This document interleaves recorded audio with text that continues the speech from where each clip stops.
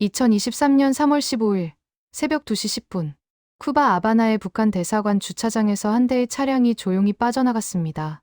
운전석에는 15년 경력의 외교관 리철수, 조수석에는 그의 아내 김지혜가 떨리는 손으로 안전벨트를 매고 있었습니다. 뒤에서 쿠바 경찰차 5대가 사이렌을 울리며 추격해왔고 시속 120km의 질주가 시작되었습니다. 과연 이들은 어디로 향하고 있었을까요? 여러분의 구독과 좋아요가 이런 진실을 세상에 알리는 힘이 됩니다. 그 모든 것은 이렇게 시작되었습니다.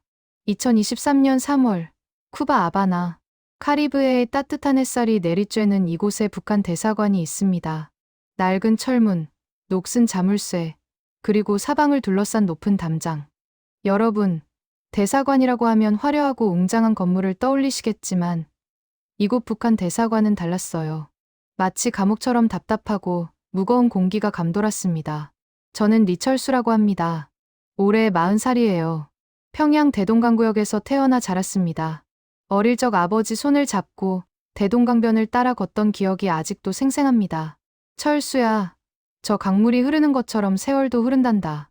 아버지는 그렇게 말씀하시곤 했지요. 그때는 그 말 뜻을 몰랐는데 이제 40이 되어 보니 아버지 말씀이 이해가 됩니다. 제 아내 김지혜는 함흥 출신입니다. 성천강 근처 작은 마을에서 자랐다고 했어요. 지혜는 가끔 고향 이야기를 할 때면 눈가에 눈물이 맺히곤 했습니다. 오빠랑 성천강에서 물장난하며 놀던 게 엊그제 같은데 그녀는 20살에 평양으로 올라와 음악무용대학을 나왔고 외무성 문학과에 배치되었습니다. 저와는 2017년에 평양에서 결혼했어요. 우리 부부가 쿠바에 온 건 2020년이었습니다. 저는 외교관으로, 아내는 문화홍보 담당으로 발령받았지요. 처음엔 기대도 했습니다. 외국에서 일한다는 게 대단한 거라고 생각했거든요. 하지만 막상 와보니 이곳은 자유가 아니라 또 다른 감옥이었습니다. 대사관 안에는 북한 보위부 요원들이 상주합니다. 우리 외교관들조차 마음대로 움직일 수 없어요. 밖에 나갈 때마다 보고해야 하고 누구를 만났는지, 무슨 말을 했는지 전부 기록됩니다. 대사관 건물 곳곳에 CCTV가 달려있고 우리 숙소 복도에도 감시 카메라가 있습니다. 숨 쉬는 것조차 조심스러운 곳이었어요. 그날도 그랬습니다. 3월의 어느 저녁, 저는 대사관 2층 창문가에 서서 먼 바다를 바라보고 있었습니다. 카리브해는 정말 아름다웠어요. 푸른 물결이 넘실대고 저 멀리 석양이 지는 모습이 한 폭의 그림 같았습니다. 그런데 그 아름다운 풍경을 보면서도 제 마음은 편치 않았어요. 문득 평양 대동강이 떠올랐습니다. 어머니가 해주시던 옥수수밥 냄새, 아버지가 퇴근하시며 사오시던 인조고기밥, 형님과 함께 모란봉을 오르던 일요일 오후. 그 모든 게 그리웠습니다. 여보, 뭐 생각해요? 아내 지혜가 제 옆으로 다가왔습니다. 그녀도 창밖을 바라보더니 한숨을 쉬었어요. 고향 생각하고 있었어. 자네는? 저도요. 엄마 생각나서요. 지혜의 어머니는 함흥에 혼자 계십니다. 아버지는 2010년에 돌아가셨고 오빠는 공장 노동자로 일하고 있다고 했어요. 지혜는 결혼하고 평양으로 온 뒤로 어머니를 자주 뵙지 못했습니다. 그리고 이렇게 쿠바까지 오게 되면서 이제는 편지조차 제대로 주고받기 힘들어졌지요. 우리 부모님들, 이제 많이 늙으셨을 텐데. 제가 중얼거리자 지혜가 고개를 끄덕였습니다. 맞아요. 우리 엄마도 이제 68이시니까 건강은 하실까? 그날 밤, 우리 부부는 오랫동안 잠을 이루지 못했습니다. 이곳 쿠바는 따뜻하지만 우리 마음은 차가웠어요. 철창 없는 감옥. 그게 바로 이 대사관이었습니다. 밖으로 나갈 수는 있지만 진짜 자유는 없는 곳. 웃을 수는 있지만 진짜 행복은 없는 곳. 저는 그날 밤 깨달았습니다. 이렇게 살다가는 부모님 얼굴 한번 제대로 못 보고 끝날 거라는 걸. 고향 땅도 다시 못 밟을 거라는 걸. 그리고 그 깨달음이 저희 부부를 움직이게 만들었습니다. 하지만 그때는 아직 몰랐습니다. 앞으로 우리에게 어떤 일이 닥칠지, 얼마나 위험한 선택을 해야 할지, 그저 막연하게 언젠가는 하는 생각만 했을 뿐이었어요. 대사관 복도를 걸을 때마다 CCTV 적색 불빛이 저를 따라다녔습니다. 보위부 요원들의 시선도 느껴졌고요. 여러분, 감시당한다는 게 얼마나 무서운 일인지 아십니까? 말 한마디, 행동 하나하나가 전부 기록되는 거예요. 재채기를 해도 왜 재채기를 했나 의심받는 것 같았습니다. 그렇게 3년이 흘렀습니다. 2020년부터 2023년까지 저는 외교 문서를 작성하고 쿠바 관리들을 만나고 보고서를 올리는 일을 반복했어요. 아내는 문화 행사를 준비하고 북한 영화를 상영하고 친선 모임을 주선했습니다. 하지만 우리 마음속 깊은 곳에는 늘 고향이 있었습니다. 대동강도, 성천강도, 부모님도, 형제들도 모두 그리웠어요. 그리고 2023년 3월 드디어 그 일이 시작되었습니다. 그때까지만 해도 저는 참고 살 수 있다고 생각했습니다. 하지만 2023년 3월 상황이 급격히 나빠지기 시작했어요. 쿠바 정부가 갑자기 북한 외교관들에 대한 감시를 강화하기 시작한 겁니다. 유엔에서 북한 제재가 더 심해지면서 쿠바도 북한과 거리를 두려는 움직임을 보였거든요. 어느 날 아침 대사관 정문 앞에 쿠바 경찰차 2대가 서 있었습니다. 전에는 없던 일이었어요. 경찰들이 대사관을 드나드는 사람들을 일일이 확인하기 시작했습니다. 외교관인 저희들도 예외가 아니었지요. 리 동무, 오늘 어디 가시오? 보위부 김 참사가 저를 불러 세웠습니다. 60 가까운 나이에 얼굴은 무표정하고 눈빛은 날카로웠어요. 예, 쿠바 외무성에 문서 전달하러 갑니다. 누구를 만나오? 호세 로드리게스 국장입니다. 무슨 이야기를 나눌 건가? 저는 속으로 한숨을 쉬었습니다. 이런 식의 질문은 이제 일상이 되어버렸어요. 어디를 가든 누구를 만나든 전부 보고하고 허락받아야 했습니다. 우리나라 옛날 이장님한테 보고하는 것보다 더 심했지요. 더 큰 문제는 대사관 건물에 CCTV가 10개나 더 설치된 거였습니다. 복도, 계단, 심지어 화장실 앞까지요. 아내 지혜는 그걸 보고 겁에 질렸습니다. 여보, 이제 대사관 안에서도 마음 놓고 말도 못하겠어요. 쉿, 작게 말해. 여기도 들릴 수 있어. 우리는 숙소 방 안에서도 속삭이듯 대화했습니다. 혹시 도청 장치가 있을까봐 두려웠거든요. 여러분, 자기 집에서도 큰 소리로 말 못하고 사는 게 얼마나 답답한 일인지 아십니까?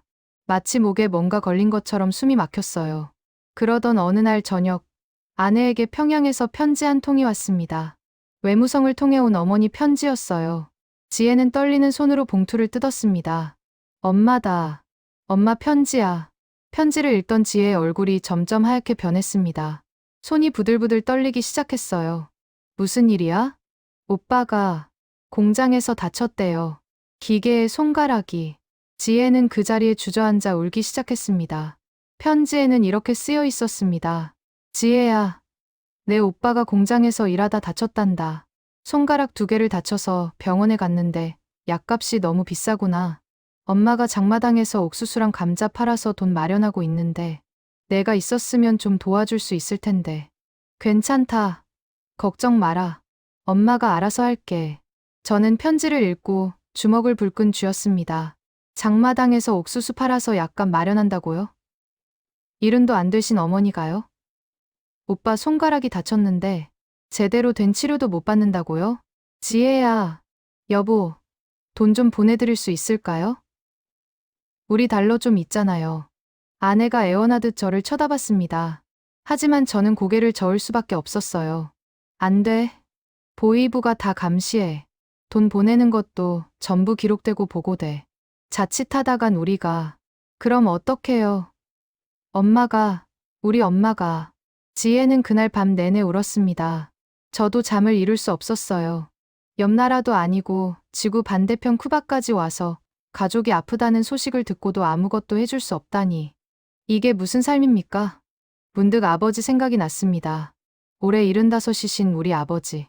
전에 무역회사 간부로 일하셨지만 지금은 은퇴하셨지요. 어머니는 72이시고요. 두 분 다 이제 많이 노쇠하셨을 겁니다.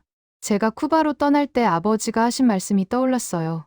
철수야, 외국 나가서 일 잘하고 나라 위에 충성하거라. 그때 저는 예, 아버지 하고 대답했습니다. 하지만 지금 생각해보니 아버지는 정말 그런 뜻으로 말씀하신 걸까요? 혹시 살아서 돌아오기나 해라는 뜻이 아니었을까요? 다음 날 아침, 보위부에서 긴급 회의 소집 명령이 떨어졌습니다. 대사관 직원 전원이 회의실에 모였어요. 분위기가 심상치 않았습니다. 김 참사가 앞에 나와 차갑게 말했습니다. 동무들, 최근 쿠바 정부에 우리에 대한 감시가 강화되고 있소. 그만큼 우리도 더 조심해야 하오. 외부 사람들과 불필요한 접촉은 삼가시오. 특히 그는 저를 똑바로 쳐다봤습니다. 특히 외교관 동무들은 더욱 조심하시오. 쿠바 사람들과 사적인 대화는 절대 금지요. 모든 동선은 사전 보고, 사후 보고 철저히 하시오. 회의가 끝나고 나오는데 등줄기에 식은땀이 흘렀습니다. 우리를 의심하고 있구나. 그 생각이 머릿속을 떠나지 않았어요. 그날 밤, 아내와 저는 숙소 베란다에 나가 별을 보았습니다. 쿠바 하늘의 별은 참 많았어요. 평양에서 보던 별보다 훨씬 밝고 선명했습니다. 여보, 우리 이렇게 계속 살아야 할까요? 지혜가 조용히 물었습니다. 저는 한참 동안 대답하지 못했어요. 모르겠어. 하지만 뭔가 잘못됐어. 우리가 사는 방식이 6.25 때 헤어진 이상가족들 있잖아요. 살아 계셔도 못 만나고 우리도 그런 거 아닐까요? 부모님이 살아 계셔도 우리는 아내의 말에 가슴이 먹먹해졌습니다. 맞습니다. 우리는 현대판 이상가족이었어요. 분단 때문이 아니라 체제 때문에 가족과 떨어져 사는 사람들. 편지 한 통 자유롭게 못 쓰고 돈 한 푼 자유롭게 못 보내는 사람들. 그날 이후로 저는 달라지기 시작했습니다. 체제에 대한 의문이 싹트기 시작한 거예요.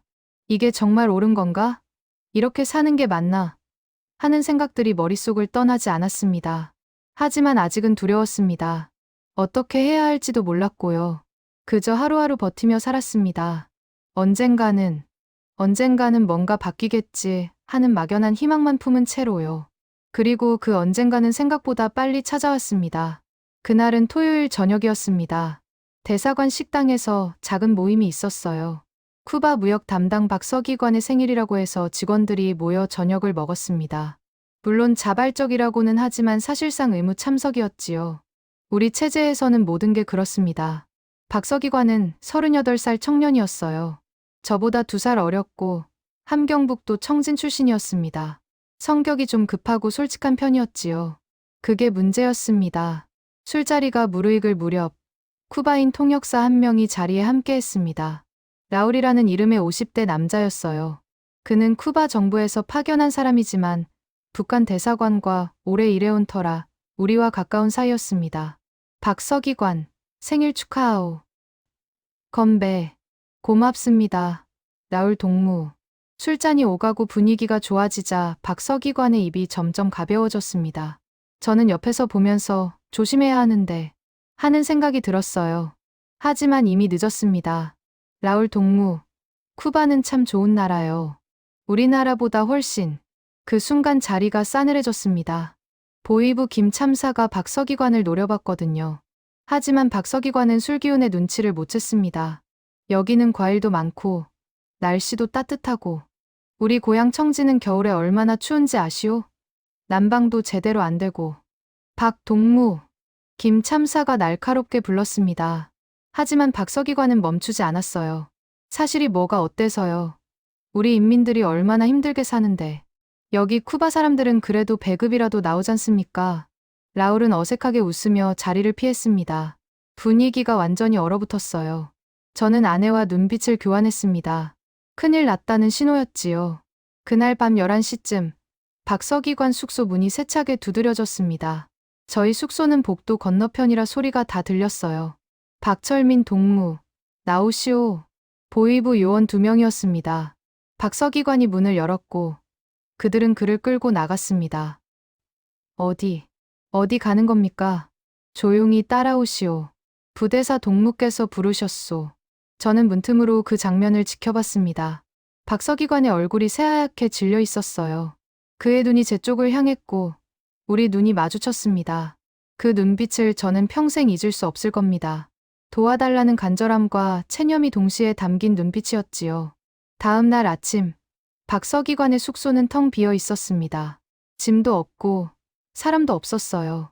마치 처음부터 없었던 사람처럼 흔적도 없이 사라졌습니다. 박 동무는 어디 갔습니까? 제가 조심스럽게 물었지만 아무도 대답하지 않았어요. 다들 입을 다물고 고개만 숙이고 있었습니다. 김 참사는 차갑게 한마디만 했지요. 평양으로 돌아갔소. 더 이상 물어보지 마시오. 평양으로 돌아갔다고요? 그게 무슨 뜻인지 저는 잘 알았습니다. 여러분도 아시지 않습니까? 우리 체제에서 돌아갔다는 말이 뭘 의미하는지. 정치범 수용소행이거나 아니면 더 끔찍한 일이거나 둘 중 하나였어요. 그날 오후 제 책상 위에 흰 봉투 하나가 놓여 있었습니다. 발신자 표시도 없는 봉투였어요. 손이 떨렸지만 뜯어봤습니다. 리철수 동무. 내일 오전 10시 부대사실로 오시오. 심장이 쿵쾅거렸습니다. 이건 호출이 아니라 신문 통지였어요. 박서기관이 사라진 다음 날 바로 저를 부른다는 건 저도 의심받고 있다는 뜻이었습니다. 저는 비틀거리며 숙소로 돌아왔습니다. 아내가 제 얼굴을 보고 깜짝 놀랐어요. 여보, 왜 그래요? 얼굴이 왜 그렇게 하얘요? 저는 떨리는 손으로 봉투를 보여줬습니다. 지혜도 있더니 그 자리에 주저앉았어요. 우리도 의심받는 거예요? 모르겠어.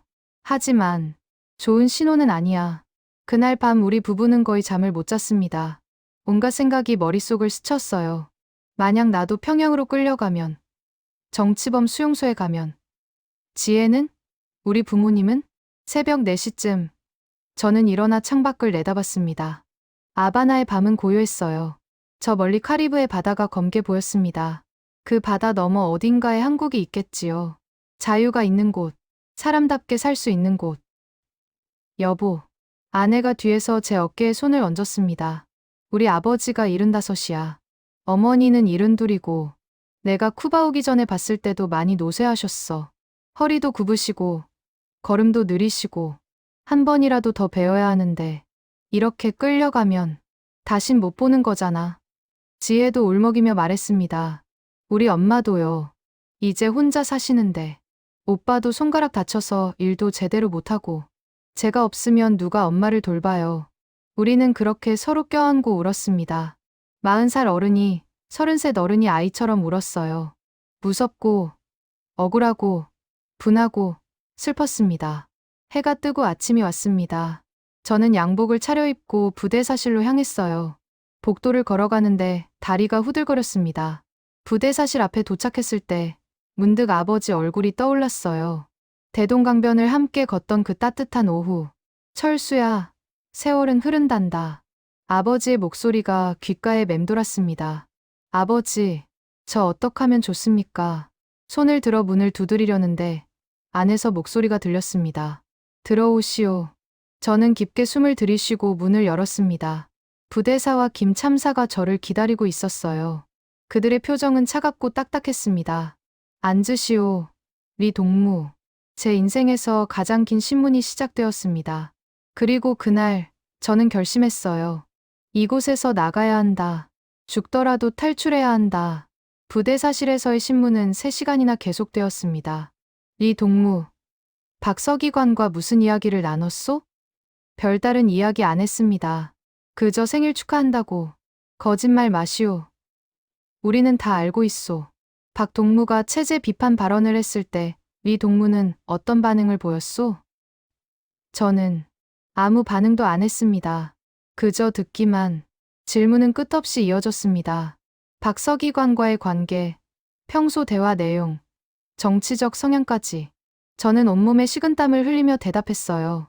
한마디라도 잘못하면 저도 끌려갈 수 있었거든요. 다행히 그날은 경고로 끝났습니다. 하지만 부대사의 마지막 말이 제 등골을 오싹하게 했어요. 리 동무, 우리는 동무를 계속 지켜볼 것이오. 조금이라도 의심스러운 행동을 하면 박 동무처럼 될 거요. 알겠소?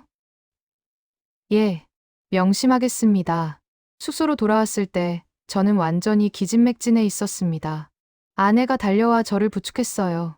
여보, 괜찮아요. 뭐라고 했어요? 경고만 받았어. 하지만 지혜야, 저는 아내의 손을 꽉 잡았습니다. 우리, 이제 시간이 없어. 그날 밤, 우리 부부는 베란다로 나갔습니다. 혹시 모를 도청을 피하기 위해서였어요. 밤바람이 차갑게 불었습니다. 3월 중순이었지만 쿠바의 밤은 선선했지요. 여보, 사실 나 생각했어. 제가 조용히 말했습니다. 뭐려? 탈출. 아내가 숨을 멈췄습니다. 그 단어는 우리 체제에서 절대 입 밖에 내서는 안 되는 말이었거든요. 탈출이라니. 그게 무슨. 박서기관 봤잖아. 내일은 우리 차례일 수도 있어. 아니, 이미 우리는 의심받고 있어. 저는 하늘을 올려다봤습니다. 별이 참 많았어요. 평양에서 보던 별, 함흥에서 보던 별들이 여기 쿠바에서도 똑같이 빛나고 있었습니다. 우리 아버지 나이가 75이야. 어머니는 72이고 얼마나 사실 수 있겠어? 10년. 아니면 더 짧을지도 몰라. 나는 부모님 한 번이라도 더 뵙고 싶어. 아버지 손 잡아드리고 어머니가 해주신 밥 먹고 형님이랑 대동강변 걷고 싶단 말이야. 지혜가 조용히 울기 시작했습니다. 저도요.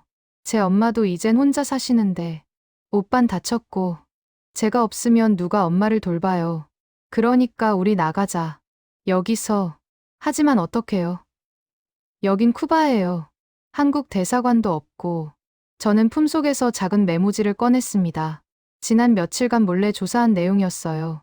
쿠바에서 멕시코까지는 외교관 차량으로 3시간이면 도착할 수 있어. 멕시코 대사관까지 가면 거기서 한국 정부에 연락할 수 있어. 3시간. 물론 위험해. 보위부가 눈치채면 즉시 추격할 거야. 쿠바 경찰도 막을 거고. 하지만 저는 아내의 눈을 똑바로 쳐다봤습니다. 하지만 지금 안 가면 영영 못 가. 오늘이 아니면 우리 끝이야. 지혜는 한참을 아무 말 없이 서 있었습니다. 그러다 천천히 고개를 끄덕였어요. 알았어요. 당신 믿고 갈게요. 우리 같이 가요. 저는 아내를 꽉 껴안았습니다. 두려웠지만 동시에 안도감이 들었어요. 적어도 혼자가 아니었으니까요. 고마워. 지혜야. 대신 약속해요. 살아서 한국 가는 거예요. 꼭요. 약속할게. 다음 날부터 우리는 조심스럽게 준비를 시작했습니다. 겉으로는 평소와 똑같이 행동했어요. 출근하고, 업무 보고, 식사하고, 잠자는 일상. 하지만 속으로는 탈출 계획을 세밀하게 짜고 있었습니다. 먼저 돈을 챙겼습니다. 우리가 가진 달러는 3,000불 정도였어요. 외교관 수당으로 모아둔 돈이었지요. 많지는 않았지만 급할 때 쓸 수 있을 거라고 생각했습니다. 다음은 서류였습니다.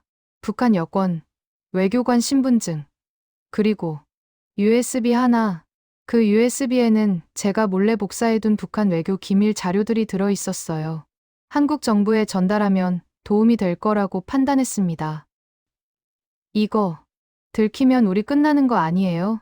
지혜가 USB를 보며 떨었습니다. 이미 우리는 끝날 각오한 거야. 차라리 이걸로 한국 정부한테 신뢰를 얻는 게 나아. 마지막으로 부모님 사진을 챙겼습니다. 제 지갑에는 부모님과 형님이 함께 찍은 사진이 있었어요. 10년 전 명절 때 찍은 사진이었지요. 지혜도 어머니 사진을 가져왔습니다. 이것만은 절대 놓칠 수 없어요. 그래. 이건 우리가 지켜야 할 가장 소중한 거야.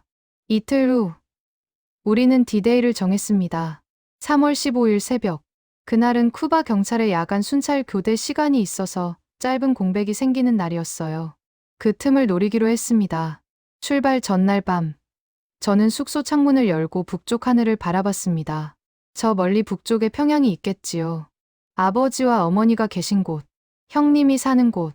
아버지, 어머니. 저는 무릎을 꿇고 북쪽을 향해 절을 올렸습니다. 눈물이 주르륵 흘렀어요. 용서하십시오. 불효자식이 먼저 떠납니다. 하지만 저는 꼭 다시 뵐 겁니다. 통일이 되면, 남과 북이 하나 되면, 그때 고향에 가서 두 분 모시겠습니다. 옆에서 지혜도 남쪽을 향해 절을 했습니다. 함흥이 있는 방향이었지요. 엄마, 딸이 먼저 갑니다. 미안해요. 하지만 꼭 다시 만나요. 꼭요. 우리 부부는 그렇게 마지막 인사를 올렸습니다. 부모님께, 고향 땅에, 그리고 우리가 버리고 떠나는 모든 것들에게. 새벽 1시, 저는 잠들지 못하고 천장을 바라봤습니다. 옆에서 지혜도 뒤척이고 있었어요. 여보, 안 자요? 응. 잠이 안 와. 무서워요? 응. 무섭지. 저는 아내의 손을 잡았습니다. 나도 무서워. 하지만 우리 해낼 거야. 꼭. 시계를 보니 새벽 2시였습니다. 출발까지 10분 남았어요. 지혜야, 준비됐어? 네, 준비됐어요. 우리는 조용히 일어나 옷을 챙겨 입었습니다. 가방은 최소한으로. 돈, 서류, USB, 사진. 그게 전부였어요. 문을 열고 복도로 나섰습니다. 다행히 아무도 없었어요. CCTV는 복도 끝에 하나 있었지만 우리는 이미 사각지대를 파악해뒀습니다. 계단을 내려가 주차장으로 향했습니다. 외교관 차량이 거기 있었어요. 제 손에 열쇠가 들려 있었습니다. 자, 타. 지혜가 차에 올라탔습니다. 저도 운전석에 앉았어요. 시동을 걸었습니다. 엔진 소리가 새벽의 고요를 깼습니다. 가자, 지혜야. 우리 자유로. 그렇게 우리 부부의 탈출이 시작되었습니다. 2023년 3월 15일 새벽 2시 10분. 차는 조용히 대사관 주차장을 빠져나왔습니다. 정문 경비는 졸고 있었어요. 외교관 차량이니 의심하지 않을 거라고 믿었습니다. 아니, 믿어야 했어요. 다른 선택지가 없었으니까요. 철문이 천천히 열렸습니다. 저는 엑셀을 부드럽게 밟았어요. 너무 급하게 나가면 의심받을 테니까요. 여보, 경비가 쳐다봐요. 지혜가 떨리는 목소리로 말했습니다. 괜찮아. 우린 외교관이야. 태연하게. 저는 경비를 향해 가볍게 손을 들어 인사했습니다. 경비도 그냥 손을 흔들어 줬어요. 다행이었습니다. 드디어 대사관을 완전히 벗어났습니다. 뒤를 돌아보니 낡은 건물이 점점 작아지고 있었어요. 저 안에서 3년을 살았습니다. 감옥 같은 3년이었지요. 이제 정말 시작이네요. 지혜가 떨리는 손으로 안전벨트를 메었습니다. 이제 돌아갈 수 없어. 아바나의 새벽거리는 텅 비어 있었습니다. 가로등 불빛만 쓸쓸하게 도로를 비추고 있었어요. 간혹 택시 한두 대가 지나갈 뿐이었습니다. 저는 머릿속에 외운 지도를 떠올렸습니다. 대사관에서 멕시코 대사관까지 최단거리로 가려면 혁명광장을 거쳐야 했어요. 하지만 그곳은 경찰 검문이 있을 가능성이 높았습니다. 우회로로 가야 해. 시간은 더 걸리지만 안전해. 저는 핸들을 오른쪽으로 틀었습니다. 좁은 골목길로 들어섰어요. 여기는 관광객도 없고 경찰도 별로 없는 주택가였습니다. 한 10분쯤 달렸을까요? 갑자기 뒤에서 헤드라이트 불빛이 보였습니다. 여보, 뒤에 차가. 알아. 침착해. 심장이 미친 듯이 뛰었습니다. 혹시 벌써 추격이 시작된 걸까요? 아니면 그냥 일반 차량일까요? 뒤 차량이 점점 가까워졌습니다. 경찰차였습니다. 경찰이에요. 지혜가 비명을 질렀습니다. 괜찮아. 아직 우릴 세우지 않았어. 그냥 순찰 중일 수도 있어. 하지만 속으로는 저도 공포에 떨고 있었어요. 만약 세워지면 끝입니다. 외교관이라 해도 새벽 2시에 어디 가느냐고 물을 테니까요. 경찰차가 바짝 붙었습니다. 사이렌은 울리지 않았지만 확실히 우리를 따라오고 있었어요. 지혜야, 안전벨트 확인해. 꽉 잡아. 왜요? 설마. 저는 대답하지 않았습니다. 대신 핸들을 확 꺾었어요. 갑자기 왼쪽 골목으로 진입했습니다. 타이어가 끼익 소리를 냈어요. 경찰차도 따라 들어왔습니다. 이제 확실했어요. 우리를 추격하는 겁니다. 여보, 잡아, 꽉! 저는 15년 외교관 생활 동안 익힌 쿠바 도로 지식을 총동원했습니다. 이 골목 끝에는 삼거리가 있고 거기서 오른쪽으로 가면 큰 도로가 나와요. 그 도로는 일방통행이라 경찰차가 따라오기 어렵습니다. 계획대로 삼거리에서 오른쪽으로 꺾었습니다. 뒤에서 경찰차가 경적을 울렸어요. 하지만 일방통행 표지판 때문에 쉽게 따라올 수 없었습니다. 따돌렸어. 잠시 안도했지만 이건 시작일 뿐이었어요. 분명 무전으로 다른 경찰들에게 연락했을 겁니다. 속도를 높였습니다. 시속 80, 90, 100km. 쿠바 도로에서 이 정도 속도는 위험했지만 선택의 여지가 없었어요. 여보, 저기 또 경찰차. 앞에서 경찰차 한 대가 나타났습니다. 이번엔 사이렌을 켰어요. 빨간 불빛이 번쩍였습니다. 막혔어요. 어떡해요? 지혜가 울먹였습니다. 저는 이를 악물었습니다. 여기서 멈출 순 없었어요. 멈추는 순간 우리는 끝입니다. 북한 대사관으로 끌려가고 평양으로 송환되고 정치범 수용소로. 미안해. 지혜야. 저는 핸들을 확 꺾어 인도로 올라갔습니다. 차가 덜컹거렸어요. 경찰차 옆을 아슬아슬하게 지나쳤습니다. 뒤에서 경찰 사이렌 소리가 여러 개 들렸습니다. 이제 세대. 아니, 내 대가 쫓아오고 있었어요. 하느님, 제발. 지혜가 두 손을 모으고 기도했습니다. 저도 속으로 빌었어요. 아버지, 어머니, 하늘에서 저희를 지켜주십시오. 그때 앞에 큰 도로가 보였습니다. 말레콘 해변도로였어요. 이 길을 따라 쭉 가면 멕시코 대사관이 있는 미라마르 지역이 나옵니다. 거리는 약 15km. 시간으로 따지면 20분. 아니, 이 속도로는 10분이면 도착할 수 있어요. 하지만 경찰차들이 바짝 쫓아오고 있었습니다. 뒤를 보니 불빛이 5개나 보였어요.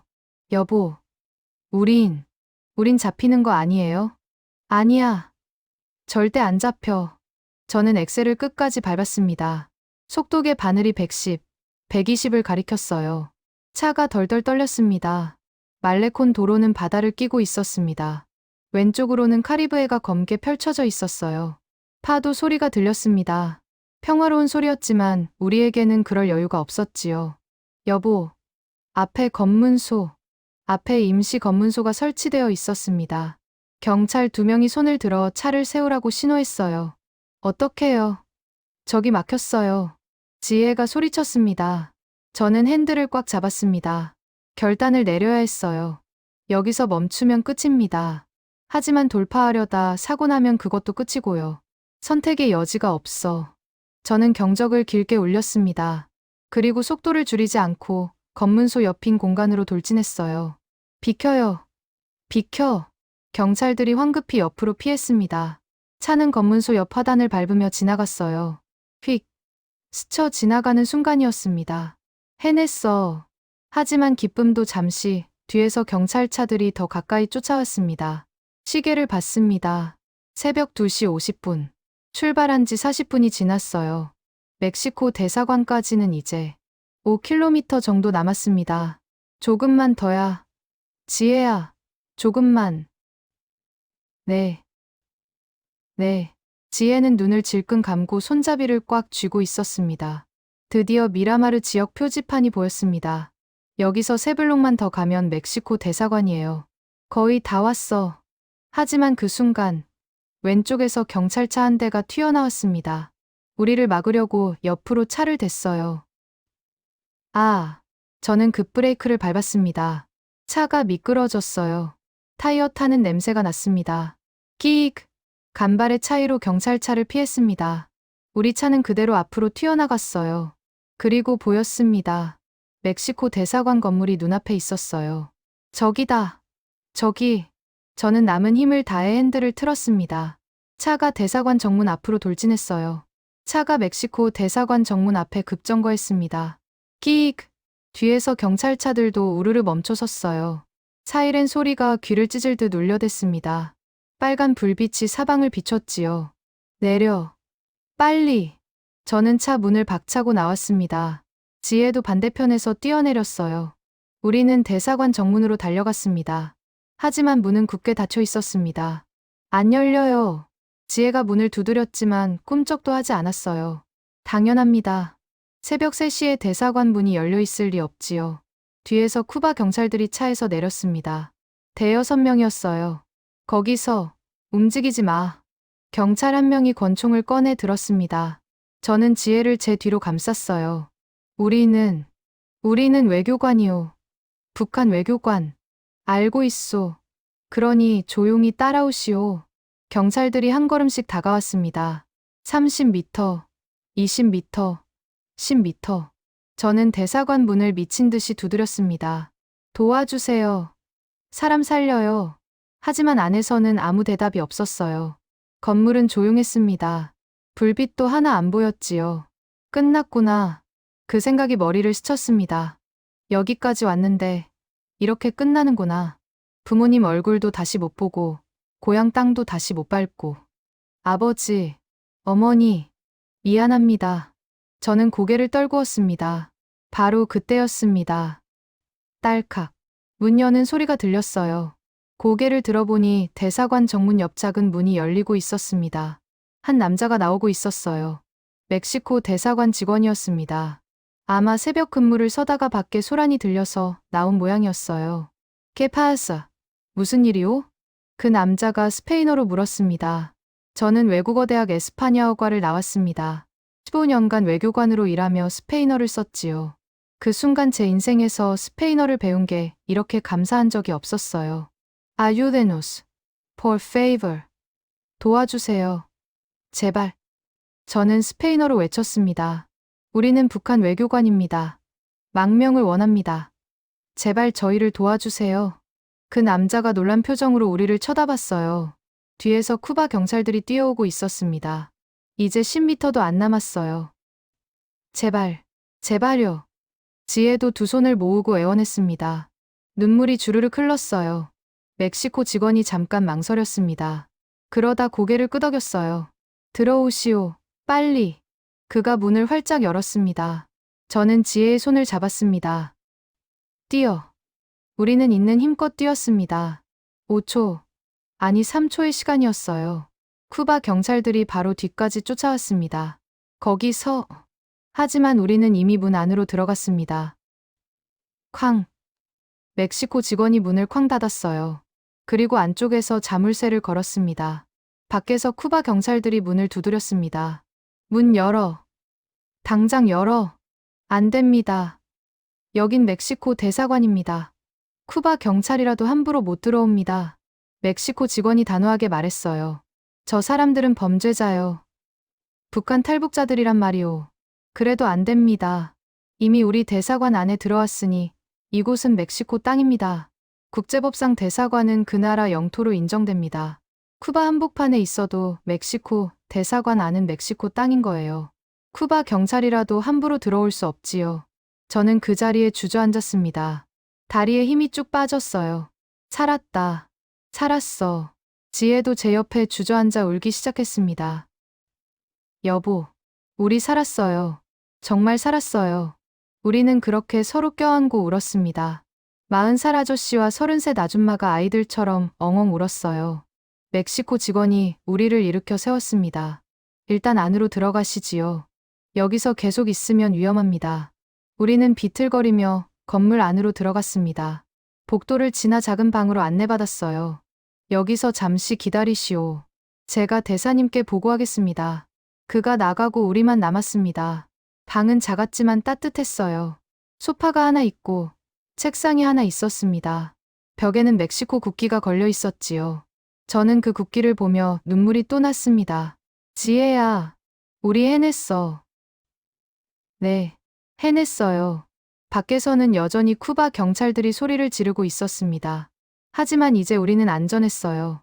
그들은 우리를 데려갈 수 없었습니다. 1시간쯤 지났을까요? 문이 열리고 50대쯤 되어 보이는 남자가 들어왔습니다. 멕시코 대사였어요. 안녕하십니까. 저는 카를로스 로드리게스 대사입니다. 그는 유창한 영어로 말했습니다. 저도 영어로 대답했어요. 만나 뵙게 되어 영광입니다. 저는 리철수. 이쪽은 제 아내 김지혜입니다. 상황은 대충 들었습니다. 북한 외교관이 망명을 원한다고요? 예, 저희는 한국으로 가고 싶습니다. 대사가 고개를 끄덕였습니다. 알겠습니다. 한국 정부에 연락하겠습니다. 다만 시간이 좀 걸릴 겁니다. 얼마나요? 일주일쯤. 한국 대사관이 쿠바에는 없으니 멕시코 시티를 통해서 연락해야 합니다. 일주일. 길다면 긴 시간이지만 우리에겐 희망이었어요. 기다리겠습니다. 얼마든지요. 대사가 악수를 청했습니다. 환영합니다. 멕시코에. 저는 그의 손을 꽉 잡았습니다. 감사합니다. 정말, 정말 감사합니다. 그날 밤, 아니 그날 아침, 저는 대사관 제공 숙소 침대에 누워 천장을 바라봤습니다. 평양의 아버지, 어머니가 떠올랐어요. 함흥의 지혜 어머니도요. 그분들은 지금 뭘 하고 계실까? 아직 주무시고 계실까? 아니면 일어나셨을까? 아버지, 어머니, 조금만 기다려주세요. 제가 꼭 다시 뵐 겁니다. 통일이 되면요. 옆에서 지혜도 중얼거렸습니다. 엄마, 딸이 이제 자유를 찾아갑니다. 건강하세요. 우리는 손을 꽉 잡았습니다. 살아남았습니다. 기적처럼요. 멕시코 대사관에서의 일주일은 길고도 짧았습니다. 우리는 대사관 내 작은 숙소에 머물렀어요. 바깥 출입은 할 수 없었지요. 쿠바 경찰이 여전히 대사관 앞에서 감시하고 있었거든요. 하지만 우리는 안전했습니다. 그것만으로도 충분했어요. 이틀째 되는 날, 멕시코 대사가 좋은 소식을 가져왔습니다. 한국 정부에서 연락이 왔습니다. 당신들을 받아들이겠다고 합니다. 저와 지혜는 서로 껴안고 기뻐했어요. 정말입니까? 정말로요? 예. 다만 절차가 좀 복잡합니다. 쿠바에서 바로 한국으로 갈 수는 없고, 먼저 멕시코시티로 가야 합니다. 거기서 한국 대사관을 통해 한국행 비행기를 타는 거지요. 그렇게 하겠습니다. 얼마든지요. 사흘째 되는 날, 새벽에 우리는 대사관 차량을 타고 아바나 공항으로 향했습니다. 물론 비밀리에요. 쿠바 정부가 우리를 막을 수도 있었으니까요. 공항까지 가는 길은 긴장의 연속이었습니다. 혹시 검문이라도 당하면 어쩌나 싶었거든요. 하지만 다행히 무사히 도착했어요. 여기서부터는 멕시코 외교관 신분으로 가셔야 합니다. 멕시코 대사관 직원이 우리에게 임시 서류를 건넸습니다. 멕시코 정부가 발급한 긴급 여행 증명서였어요. 이걸로 비행기를 탈 수 있습니다. 쿠바 이민국에서 물어보면 멕시코 외교 업무차 간다고 하세요. 알겠습니다. 공항 출국장. 쿠바 이민심사대 앞에 섰을 때 저는 손에 땀이 났습니다. 심사관이 서류를 받아 들고 한참 들여다봤어요. 목적이 뭡니까? 외교 업무차 멕시코시티에 갑니다. 언제 돌아옵니까? 일주일 후입니다. 심사관이 저를 뚫어져라 쳐다봤습니다. 뭔가 의심하는 눈치였어요. 들켰나? 심장이 쿵쾅거렸습니다. 옆에서 지혜도 긴장한 표정이었어요. 심사관이 옆 동료와 뭔가 속삭였습니다. 그러더니 전화를 걸었어요. 누군가와 통화하는 모습이 보였습니다. 끝났다. 우리 여기서 끝나는구나. 하지만 심사관은 전화를 끊고 도장을 쾅 찍었습니다. 좋습니다. 통과하십시오. 감사합니다. 우리는 비틀거리며 게이트를 통과했어요. 그제야 숨을 쉴 수 있었습니다. 비행기에 올랐습니다. 멕시코시티행 아에로멕시코 항공편이었어요. 좌석에 앉아 안전벨트를 매는데 눈물이 났습니다. 여보, 우리 정말 가는 거예요. 쿠바를 떠나는 거예요. 응. 이제 정말. 비행기가 이륙했습니다. 창밖으로 아바나 시내가 점점 작아졌어요. 저 아래 어딘가에 북한 대사관이 있겠지요. 우리가 3년을 산 곳, 감옥 같았던 곳. 안녕히. 저는 속으로 작별 인사를 했습니다. 쿠바에게가 아니라 그곳에서의 지난 삶에게요. 멕시코시티에 도착했습니다. 공항에 한국 대사관 직원이 나와 있었어요. 리철수 씨, 김지혜 씨 맞으십니까? 예, 맞습니다. 대한민국 멕시코 대사관 김상현입니다. 어서 오십시오. 그 말을 듣는 순간 눈물이 터졌습니다. 대한민국이라는 말이 이렇게 따뜻하게 들릴 줄 몰랐어요. 감사합니다. 정말 감사합니다. 김서기관이 우리를 차에 태워 대사관으로 데려갔습니다. 멕시코시티 한복판에 있는 태극기가 보였어요. 대한민국 국기였습니다. 저기 태극기가. 지혜가 손으로 가리켰습니다. 우리는 차 안에서 그 태극기를 보며 또 울었어요. 대사관에서 우리는 정식 면담을 받았습니다. 국정원 직원도 왔더군요. 쿠바에서의 탈북이라. 이건 정말 드문 케이스입니다. 국정원 직원이 놀라워하며 말했습니다. 쿠바는 북한과 우호 관계이고 한국 대사관도 없는 곳이에요. 거기서 탈출에 성공했다는 게 놀랍습니다. 저희도 기적이라고 생각합니다. 저는 품속에서 USB를 꺼냈습니다. 이것 좀 봐주십시오. 북한 외교 기밀 자료입니다. 국정원 직원의 눈이 커졌어요. 이건 제가 15년간 외교관으로 일하며 모은 자료들입니다. 북한 외교 전략, 쿠바와의 거래 내용, 무기 밀매 정보. 도움이 될 겁니다. 그는 USB를 받아 들고 진지하게 말했습니다. 리철수 씨, 김지혜 씨. 대한민국은 두 분을 환영합니다. 사흘 후, 우리는 인천행 비행기에 올랐습니다. 대한항공 직항편이었어요. 비행기가 이륙하자 승무원이 다가왔습니다. 손님, 뭐 필요하신 거 없으세요? 아니요, 괜찮습니다. 그 승무원의 한국어 억양이 너무나 정겹게 들렸어요. 남한식 억양이었지만 같은 말, 같은 글이었습니다. 비행 시간은 16시간쯤 걸렸습니다. 태평양을 건너 일본 상공을 지나 한국으로요. 그동안 저는 계속 창밖을 내다봤습니다. 구름 위로 해가 뜨고 지고 또 떴어요. 하루가 지나고 있었습니다. 이제 고지면 한국이다. 자유의 땅이다. 옆에서 지혜가 제 손을 잡았습니다. 여보, 우리 정말 잘한 거 맞죠? 응, 잘했어. 우리 잘한 거야. 근데 부모님들은 지혜의 목소리가 떨렸습니다. 북에 계신 부모님들, 우리 때문에 고생하시는 거 아닐까요? 저도 그게 가장 걱정이었어요. 북한에서는 탈북자 가족을 처벌합니다. 부모님들이, 형님이, 지혜 어머니와 오빠가 피해를 받을 수도 있었지요. 미안해. 정말 미안해. 저는 고개를 떨구었습니다. 하지만 우리 꼭 다시 만날 거야. 통일이 되면, 남과 북이 하나 되면, 그때 가서 용서를 구할게. 꼭. 지혜도 눈물을 닦으며 고개를 끄덕였어요. 네. 우리 꼭 다시 만나요. 드디어 기내 방송이 나왔습니다. 승객 여러분, 잠시 후 인천국제공항에 착륙하겠습니다. 한국입니다. 우리가 그토록 꿈꾸던 자유의 나라. 비행기가 활주로에 내려앉았습니다. 대한민국에 오신 것을 환영합니다. 승무원의 밝은 목소리가 들렸어요. 저는 창밖을 내다봤습니다. 인천공항 터미널이 보였어요. 태극기가 펄럭이고 있었습니다. 도착했어. 우리 도착했어. 지혜야. 네. 우리 해냈어요. 우리는 비행기에서 내려 공항 입국장으로 걸어갔습니다. 국정원 직원들이 나와서 우리를 맞이했어요. 어서 오십시오. 대한민국에. 그 말을 들으며 저는 그 자리에 무릎을 꿇었습니다. 그리고 바닥에 이마를 대고 절을 올렸어요. 감사합니다. 정말, 정말 감사합니다. 살아남았습니다. 자유를 찾았습니다. 이제 새로운 삶이 시작됩니다. 인천공항에서 나와 차를 타고 가는데 눈에 들어오는 모든 게 신기했습니다.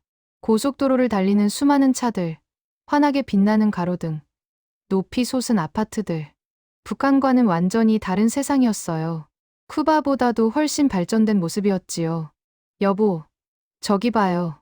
간판에 한글이. 지혜가 손으로 가리켰습니다. 도로 옆 식당 간판이었어요. 설렁탕, 삼겹살, 냉면. 우리말이었습니다. 같은 글자, 같은 언어. 우리 글이야. 우리 말이고. 가슴이 뭉클했어요. 70년 넘게 떨어져 살았지만 우리는 여전히 한민족이었습니다. 하나원에 도착했습니다. 탈북민들이 처음 거쳐가는 정착 지원 시설이에요. 우리는 여기서 석 달을 보냈습니다. 처음 이틀은 건강검진을 받았어요. 의사 선생님이 깜짝 놀랐습니다. 두 분 다 영양 상태가 많이 안 좋으시네요. 특히 리철수 씨는 위장병이. 북한에서부터 그랬습니다. 약도 제대로 못 구하고. 이제 걱정 마세요. 여기서 치료 다 받으실 수 있어요. 치료를 받으실 수 있다고요. 공짜로요. 저는 믿기지 않았어요. 북한에서는 감기약 하나 구하는 것도 하늘의 별 따기였거든요. 셋째 날부터는 한국 사회 적응 교육을 받았습니다. 여러분, 한국에서는 이렇게 지하철을 타시면 됩니다. 강사님이 교통카드 사용법을 가르쳐 줬어요. 카드 하나로 지하철도 타고 버스도 탄다고요. 그것도 환승까지 된다고요? 신기하네요. 우리 때는 이런 게 없었는데. 옆에 앉은 60대 할아버지가 중얼거렸습니다. 함경도에서 오신 분이었어요. 맞아요. 정말 세상 많이 변했습니다. 저도 동감했습니다. 가장 놀란 건 편의점이었습니다. 하나원 밖에 나가서 처음 편의점을 봤을 때 저는 눈을 의심했어요. 여보, 이게 다 살 수 있는 거예요? 지혜가 떨리는 손으로 진열대를 가리켰습니다. 삼각김밥, 도시락, 컵라면, 음료수, 과자, 온갖 음식이 가득했어요. 그것도 24시간 내내 문을 여는 가게라고요? 손님, 뭐 필요하세요? 점원이 친절하게 물었습니다. 아, 아니요. 그냥 구경 좀. 우리는 1시간 넘게 편의점 안을 돌아다녔습니다. 북한에서는 상상도 못할 풍요였거든요. 한 달쯤 지났을 때 저는 인터넷으로 북한 소식을 찾아봤습니다. 하나원 컴퓨터실에서요. 북한 외교관 부부 탈북 기사가 여러 개 나왔어요. 우리 이야기였습니다. 그중 하나에 이런 내용이 있었습니다. 탈북 외교관 리철수 씨의 부모는 평양에서 조사를 받은 것으로 알려졌다. 손이 떨렸습니다. 아버지, 어머니, 지혜 어머니와 오빠 소식도 있었어요. 함흥에서 보이부 조사를 받았다고요. 엄마, 미안해요. 정말 미안해요. 지혜가 컴퓨터 화면 앞에서 울었습니다. 우리는 그날 밤잠을 이루지 못했어요. 부모님들이 우리 때문에 고생하신다는 게 너무 가슴 아팠습니다. 지혜야, 우리 잘못한 거 아닐까? 아니에요. 우리 잘못 안 했어요. 우리는 그저 사람답게 살고 싶었을 뿐이잖아요. 하지만, 여보, 우리가 여기서 잘 살아야 해요. 그래야 나중에 통일되면 부모님들께 떳떳하게 얼굴 볼 수 있어요. 지혜의 말이 맞았습니다. 우리는 여기서 포기하면 안 되었어요. 하나원을 수료하고 우리는 서울에 정착했습니다. 정부에서 지원해준 작은 아파트였어요. 경기도 안산의 투룸 아파트였습니다. 처음 집에 들어갔을 때 저는 온수가 나오는 걸 보고 감격했습니다. 따뜻한 물이 그냥 나와요. 북한에서는 물 데우는 게 일이었거든요. 겨울엔 얼어서 물도 안 나올 때가 많았고요. 에어컨도 있어요. 난방도 되고요. 지혜가 리모컨을 들고 신기해했습니다. 우리는 그날 밤 따뜻한 물로 샤워를 했어요. 마음껏 쓸 수 있는 뜨거운 물. 그게 얼마나 감사한지 몰랐습니다. 취업 준비를 시작했습니다. 저는 15년 외교관 경력이 있었지만 한국에선 쓸모가 없었어요. 처음부터 다시 시작해야 했습니다. 여러 회사에 이력서를 냈지만 다 떨어졌어요. 탈북민이라는 꼬리표가 부담스러웠나 봅니다. 10번째 면접에서 드디어 합격했습니다. 중남미 무역회사였어요. 리철수 씨, 스페인어 할 줄 아신다고요? 예, 쿠바에서 3년 근무했습니다. 좋습니다. 우리 회사가 멕시코랑 거래가 많거든요. 한번 해보시죠. 저는 그 회사에서 중남미 담당 사원으로 일하기 시작했어요. 월급은 200만 원 정도였습니다. 많지는 않았지만 제 돈을 벌어 산다는 게 행복했어요. 지혜도 일자리를 구했습니다. 탈북민 정착지원센터에서 상담 강사로 일하게 됐어요. 저처럼 북에서 온 사람들 돕는 일이에요. 보람 있을 것 같아요. 잘 됐네. 우리 경험이 다른 사람들한테 도움이 될 거야. 1년이 지났습니다. 우리는 이제 제법 한국 생활에 적응했어요. 말투도 많이 부드러워졌습니다. 처음엔 북한식 억양이 강해서 사람들이 어색해했거든요. 리 대리님, 동무가 아니라 친구예요. 회사 동료가 웃으며 고쳐줬습니다. 아, 미안합니다. 아직 습관이. 괜찮아요. 금방 익숙해지실 거예요. 음식도 처음엔 달라서 힘들었어요. 북한 음식보다 훨씬 달고 자극적이었거든요. 이 떡볶이라는 거. 왜 이렇게 매워요? 지혜가 물을 벌컥벌컥 마셨습니다. 원래 이래요. 근데 자꾸 먹으면 맛있어요. 옆에서 젊은 여직원이 웃었습니다. 지금은 우리도 떡볶이 좋아합니다. 주말마다 시장 가서 사 먹어요. 가장 힘든 건 역시 가족 그리움이었습니다. 명절 때마다 고향이 생각났어요. 추석에는 평양 대동강이, 설날에는 함흥 성천강이 떠올랐습니다. 여보, 우리 아버지, 올해 77이시네요. 우리 엄마는 70. 우리는 북쪽을 향해 절을 올렸습니다. 아버지, 어머니, 건강하세요. 딸이 여기서 잘 살고 있습니다. 2024년 어느 날, 저는 회사에서 큰 계약을 성사시켰습니다. 멕시코 회사와 5억 원짜리 거래였어요. 리 대리, 축하합니다. 이번 달 최우수 사원이에요. 사장님이 상패를 주셨습니다. 저는 그걸 받아들고 눈물이 났어요. 아버지, 저 이제 떳떳하게 살고 있습니다. 지혜도 센터에서 상을 받았습니다. 올해의 우수 강사상이었어요. 김지혜 강사님 덕분에 정착 성공률이 30%나 올랐어요. 센터장님이 칭찬해 주셨습니다. 우리는 그날 밤작은 파티를 열었어요. 집에서 둘이서요. 여보, 우리 정말 잘 살고 있네요. 그러게, 1년 전엔 상상도 못했지. 저는 베란다로 나가 북쪽 하늘을 바라봤습니다. 아버지, 어머니, 보고 싶습니다. 형님도요. 옆에서 지혜도 말했어요. 엄마, 오빠, 건강하시죠? 우리는 손을 꽉 잡았습니다. 언젠가는 꼭 만날 거예요. 그래, 통일이 되면, 남과 북이 하나 되면, 그때 고향에 가서 부모님 모시는 거예요. 응, 꼭 그렇게 할 거야. 자유는 공짜가 아니었습니다. 우리는 많은 걸 희생했어요. 부모님을 떠나왔고, 고향을 버렸고 익숙한 모든 것과 이별했습니다. 하지만 후회하지 않습니다. 여기서 저는 사람답게 살고 있거든요. 제가 원하는 일을 하고, 제가 먹고 싶은 걸 먹고, 제가 가고 싶은 곳에 갑니다. 누가 감시하지 않고, 누구 허락받지 않아도 돼요. 이게 자유입니다. 이게 인간의 존엄입니다. 지금 이 글을 보시는 여러분께 말씀드립니다. 자유는 소중합니다.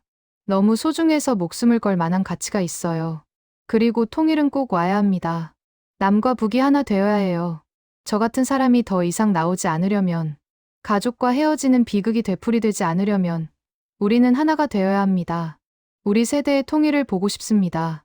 평양 대동강변을 다시 걷고 싶어요. 아버지 손잡고요.